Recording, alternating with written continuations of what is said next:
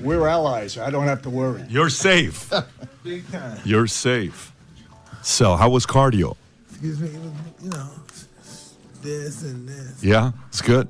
Yeah. Great. So we've been talking about a lot of different things, but you know, the idea of you guys teaming up to do something sounds very exciting.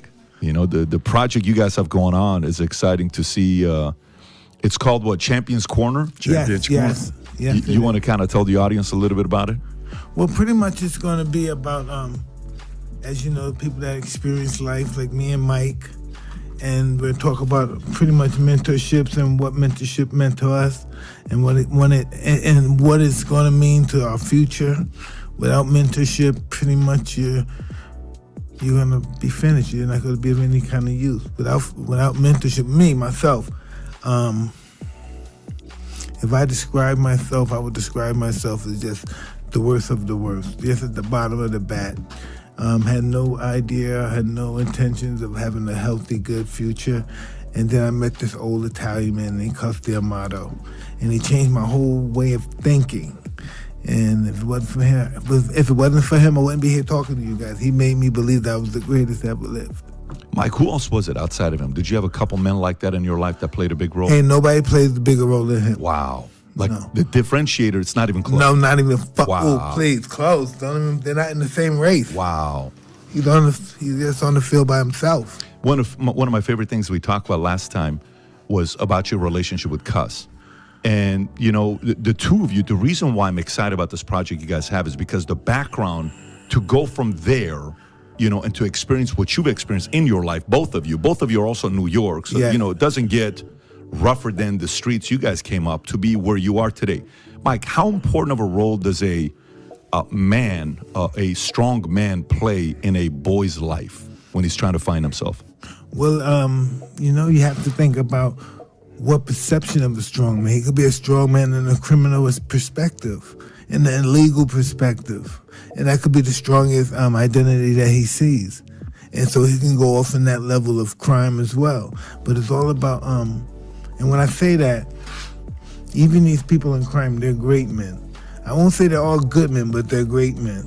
And so if we could really concentrate on doing the best we can from our perspective of being a good man and transform that into other children, other young boys, that would be a start.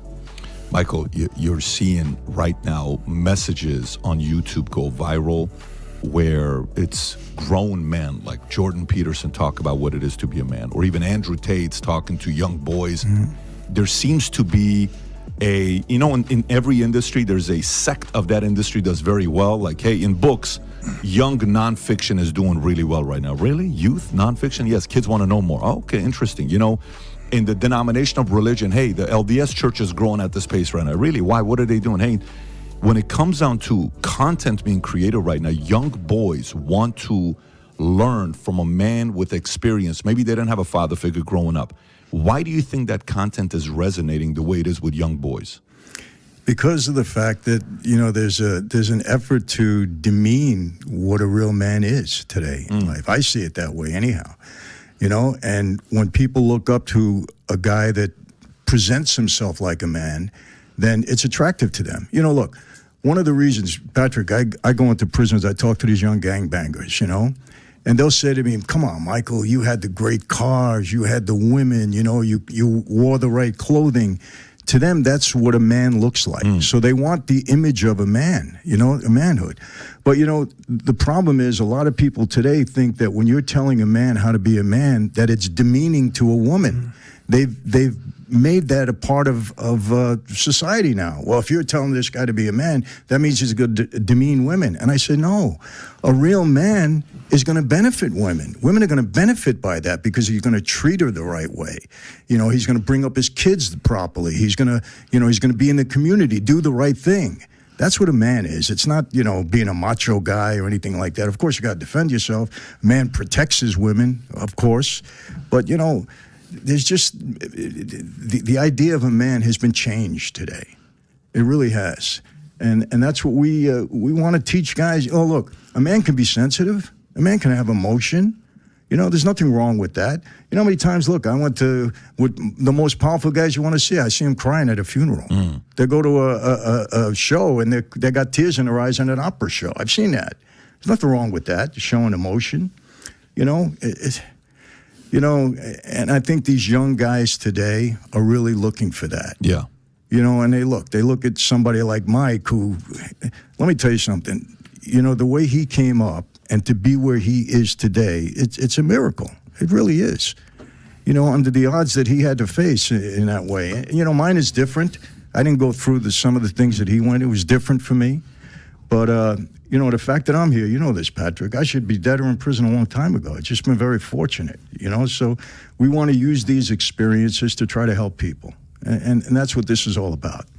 And we're going to do it. I fully agree with what Michael's saying, is that there's just such a need for leadership for young men these days. I guess my question is, it's not a zero-sum game. Like forever we've heard that it's the patriarchy, and this is basically has given rise to modern-day feminism, and then you see things like the future is female, where it's like, what is that? If the future is female, what does that mean for men, right? And then you see things like the feminism and the boss babe movement and everything with that. It's men and women can both win, right? I think women want a strong man in their life, and men want a, you know, what's the famous phrase, behind every great man, there's a strong woman. So how can men and women win in today's society? What do you guys think? Well, listen, that's going to be pretty difficult, because when you watch television, you see it could be black people, it could be white people. It's confrontation between man and woman. That's all you see on television. That's what you see on housewife shows. That's just what you see. You see this on Kevin Samuels' show. You see this on sometimes, what's the other guy? Andrew Tate. It's just confrontation. Confrontation sells. And we're not going to stop this confrontation. This is going to become an era so we can continue to make money off of people's pain. So whether it's Republicans and Democrats, whether it's blacks and whites, whether it's men and women, it's just going to constantly be doubling down on this against each other. If you want to see the future of a country, look at his advertisement. What does it advertise? Damn. You know what that makes me think of, right? So true. About how we're the only country. You just so true. sit there and you just made two profound comments in the last minute. What about, you know, how United States and I think New Zealand are the only countries that Big Pharma is allowed to advertise on. So when you see the opioid endemic that's going on right now, I think Mike Tyson makes up a great point. It's that if you want to see the future of a country, look at the advertising. 100%. How many people are on mixed drugs? families now. Look at the mixed family. Before, we're like, taboo is to mix a black or Italian, a black, Asian, Spanish. That was taboo, you think. But now it's promoting this is what it's going to be. Because you see the influx of different, I'm not going to... Immigrants coming in the country, and they're showing you this is what it's going to look at. And they're preparing us. They put it in the televisions, our movies, you know, and that's what we're preparing for. Because people know, the society knows that runs the place. Americans, black, white, Asian, they don't take kindly to immigrants. We just don't. I don't know why. Because when the Irish was here, like in the 1800s, and when the Irish came, they were called real Americans, but when the Irish came from Ireland, they crushed them. They made them the enemy. How can you do that? That means if I came from Africa, they made these guys the enemy. So they could take advantage of them and rob them. So they made these guys, you know, not to have any feelings. Somewhat like slaves, yeah. And that's human nature. What other advertisements you see on TV that are shocking to you? Like, that's a profound statement you said. If you want to see a future of a country, look at the advertising. What else do you see on TV? Well, some things I'd rather not talk about. Okay. You know, that, it's just interesting. You know, it's just what it is, I guess.